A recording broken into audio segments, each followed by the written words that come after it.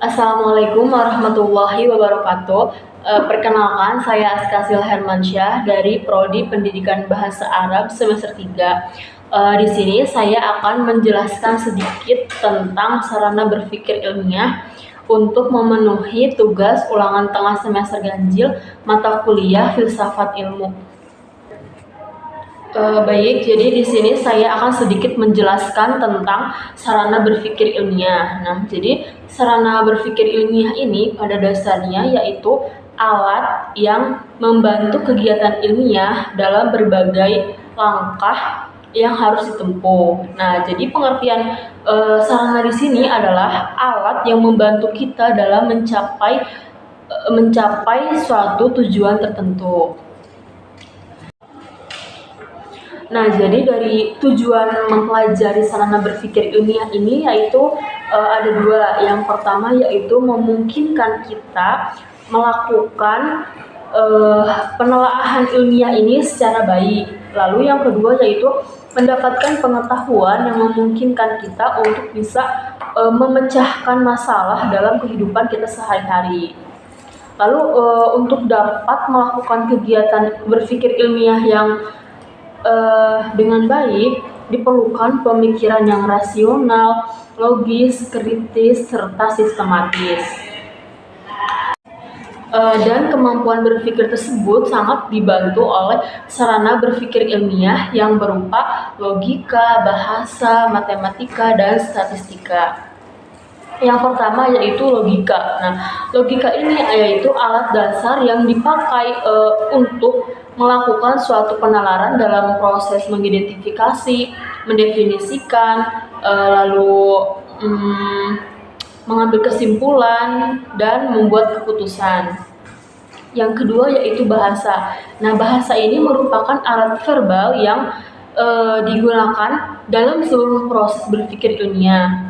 Bahasa juga merupakan alat berpikir dan berkomunikasi untuk menyampaikan suatu jalan pikir kepada orang lain. Yang ketiga yaitu ada matematika yang mempunyai peranan penting dalam berpikir secara deduktif. Yang terakhir yaitu ada statistika yang mempunyai peranan penting juga dalam berpikir induktif. Baik, jadi saya akan membahas satu persatu dari yang saya sebutkan tadi. Yang pertama yaitu saya akan membahas tentang logika. Jadi manusia itu makhluk yang memiliki kelebihan daripada makhluk-makhluk yang lainnya. Manusia mereka punya kemampuan untuk berpikir dibandingkan dengan makhluk yang lainnya. Lalu aktivitas yang terjadi pada makhluk-makhluk lainnya ini lebih ditentukan oleh stimulus-stimulus yang berasal dari luar serta dorongan-dorongan yang ada pada dirinya.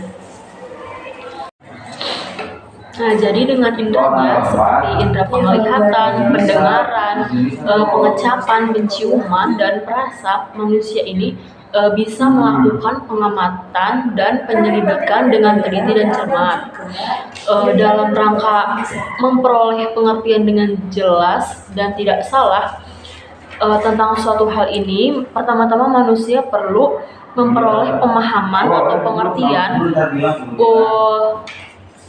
untuk mengidentifikasi hal-hal yang diamati dan ditemukannya, lalu memilah-memilih unsur-unsur apa saja yang dapat dimasukkan untuk menjadi isi pengertian dari hal yang dimaksudkan tersebut.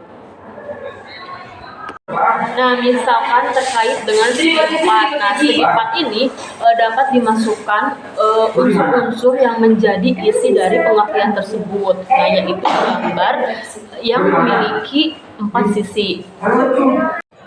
Nah, lalu dengan menentukan dan mengabstraksikan identitas pengertian tentang suatu hal, kita dapat memiliki gambaran dalam pikiran tentang unsur-unsur yang menjadi isi pengertian tersebut.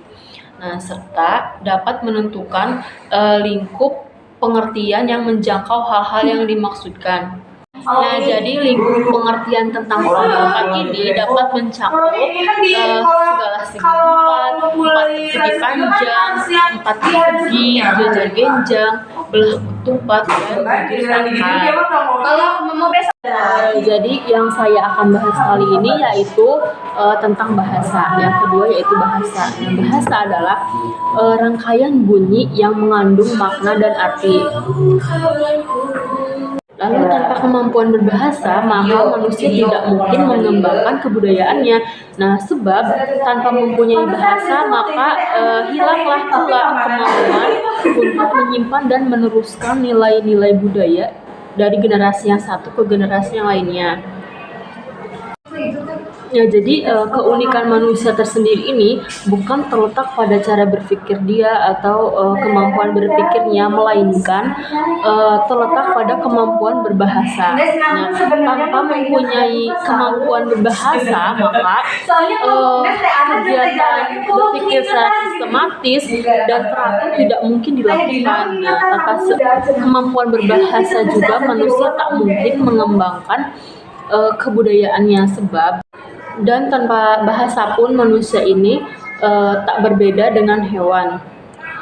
Manusia dapat berpikir dengan baik karena dia mempunyai bahasa. Tanpa bahasa, maka manusia ini tidak dapat berpikir secara rumit atau abstrak seperti apa yang kita lakukan dalam kegiatan ilmiah.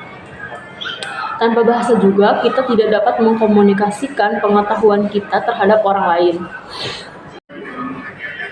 Nah, binatang tidak dikaruniai bahasa yang sempurna sebagaimana yang kita miliki. Oleh sebab itu, maka binatang tidak dapat berpikir dengan baik dan mengakumulasikan pengetahuannya lewat proses komunikasi seperti kita mengembangkan ilmu. Nah, bahasa ini adalah tadi sudah dijelaskan bahwa bahasa adalah rangkaian bunyi yang mengandung makna atau arti. Nah, rangkaian bunyi tersebut terdiri dari huruf-huruf, susunan yang tersusun menjadi kata, kata-kata yang tersusun menjadi kalimat atau keputusan, dan kalimat-kalimat yang tersusun menjadi paragraf. Nah, bahasa ini mengkomunikasikan 3 hal, yakni pikiran, perasaan, dan sikap. Bahasa juga dalam kehidupan manusia mempunyai fungsi simbolik, fungsi emotif, dan fungsi afektif.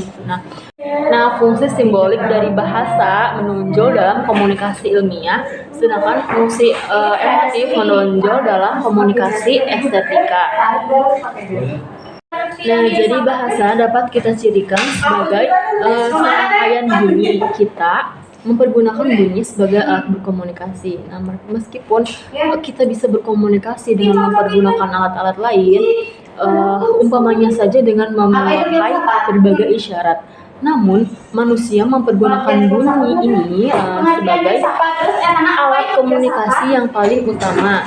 Bahasa merupakan lambang di mana rangkaian bunyi ini membentuk suatu arti tertentu. Karena pengalaman dan pemikiran manusia berkembang, maka bahasa juga akan terus berkembang. Bahasa ini diperkaya dengan seluruh lapisan masyarakat yang mempergunakan bahasa tersebut. Para ilmuwan, pendidik, ahli politik, remaja, bahkan tukang copet sekalipun, dengan adanya bahasa, maka manusia hidup dalam 2 dunia. Yang pertama, ada dunia pengalaman yang nyata. Yang kedua yaitu dunia simbolik yang dinyatakan dengan bahasa. Nah, berbeda dengan binatang, maka manusia mencoba mengatur pengalaman yang nyata ini dengan berorientasi terhadap manusia simbolik.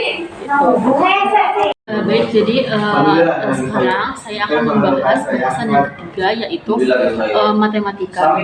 Matematika ini adalah bahasa numerik yang melambangkan serangkaian hitungan dari pernyataan yang ingin kita sampaikan. Jadi lambang-lambang matematika itu bersifat artifisial, yang baru mempunyai arti setelah sebuah makna diberikan kepadanya. Nah, untuk membantu dalam kegiatan perhitungan pengukuran, tanpa itu, maka matematika hanya merupakan kumpulan rumus-rumus yang mati. Bahasa verbal seperti yang telah sebelumnya mempunyai beberapa kekurangan yang sangat mengganggu. Nah, untuk mengatasi kekurangan yang terdapat dalam bahasa, kita berpaling kepada matematika. Nah, dalam hal ini kita katakan bahwa matematika adalah bahasa yang berusaha untuk menghilangkan sifat kabur, majemuk, dan emosional dari bahasa verbal. Lambang-lambang dari matematika dibikin secara artifisial dan individual yang merupakan perjanjian yang berlaku khusus untuk masalah yang sedang kita kaji. Lalu matematika juga mempunyai kelebihan lain dibandingkan dengan bahasa verbal. Matematika juga mengembangkan bahasa numerik atau menggunakan lambang angka yang memungkinkan kita untuk melakukan pengukuran secara kuantitatif. Matematika merupakan sarana yang berpikir secara deduktif. Berpikir deduktif ini adalah proses pengambilan kesimpulan yang didasarkan kepada premis-premis yang keberadaannya telah ditentukan. Misalnya, untuk menghitung jumlah sudut dalam segitiga tersebut, kita mendasarkan pada premis bahwa kalau terdapat dua garis belajar, maka sudut-sudut yang dibentuk dua garis tersebut dengan garis ketiga yang memotong adalah sama. Nah, sekarang saya akan membahas bahasan yang keempat, yaitu tentang statistika. Nah, statistika ini merupakan pengetahuan yang memungkinkan kita untuk menghitung tingkat peluang dengan eksak. Nah, statistika juga mampu memberikan secara kuantitatif tingkat ketelitian dari kesimpulan yang ditarik tersebut, yang pada pokoknya didasarkan pada asas yang sangat sederhana, yakni semakin besar contoh yang diambil, maka makin tinggi pula tingkat ketelitian kesimpulan tersebut. Sebaliknya, semakin sedikit contoh yang diambil, maka makin rendah pula tingkat ketelitiannya. Seperti itu. Nah, lalu karakteristik ini memungkinkan kita untuk dapat memilih dengan seksama tingkat ketelitian yang dibutuhkan sesuai dengan hakikat permasalahan yang dihadapi. Tiap permasalahan membutuhkan tingkat ketelitian yang berbeda-beda. Statistika memberikan kemampuan kepada kita untuk mengetahui apakah suatu hubungan kausalitas antara dua faktor atau lebih ini bersifat kebetulan atau memang benar-benar terkait dalam hubungan yang bersifat empiris gitu.